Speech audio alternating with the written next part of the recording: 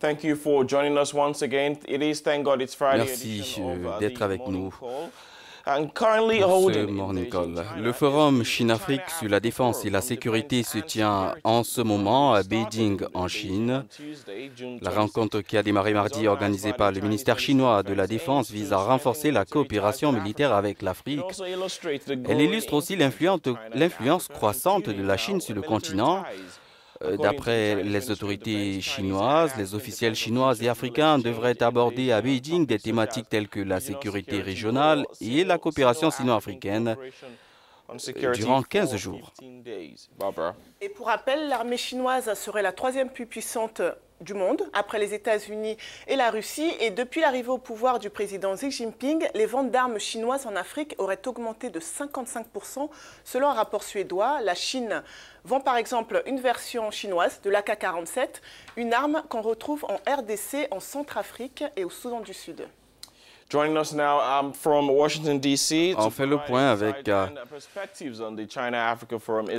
Calvin Duck.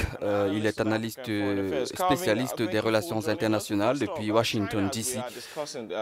Merci d'être avec nous, Calvin. Alors, la Chine a récemment inauguré un forum Chine-Afrique de 15 jours sur la défense et la sécurité. Pourquoi Pékin a-t-elle choisi de se concentrer sur l'Afrique? Well, I think China is being extremely strategic because they realize that as Eh bien, je pense que la Chine est extrêmement stratégique parce qu'elle a compris qu'en essayant de devenir une puissance économique plus importante, il lui faut un pouvoir économique et une influence pour garantir la sécurité et la défense. C'est donc une démarche intelligente que de relier l'économique à la sécurité. Et il profite également du fait que la France et les autres pays occidentaux, en particulier les États-Unis, n'ont plus autant d'intérêt pour l'Afrique. Et pourtant, ils le devraient.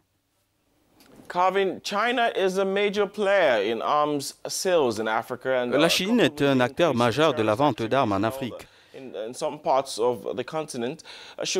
Les pays africains devraient-ils s'inquiéter de l'augmentation des activités terroristes dans toutes les régions du continent?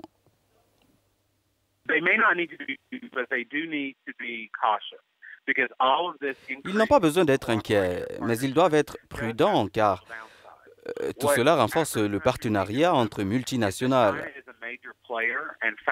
Les pays africains doivent se rappeler que la Chine est un acteur majeur et un facteur important dans la gestion des conflits les plus complexes tels que ceux liés aux États-Unis ou à la Corée du Nord. Ce que les Africains doivent garder à l'esprit, c'est que le partenariat qu'ils ont avec la Chine et la sécurité économique fait peut-être partie de la situation actuelle. Cela leur permet de négocier avec d'autres alliés traditionnels tels que la France, d'autres pays européens et les États-Unis. Alors, quelle pourrait être l'influence de la Chine en Afrique dans un proche avenir?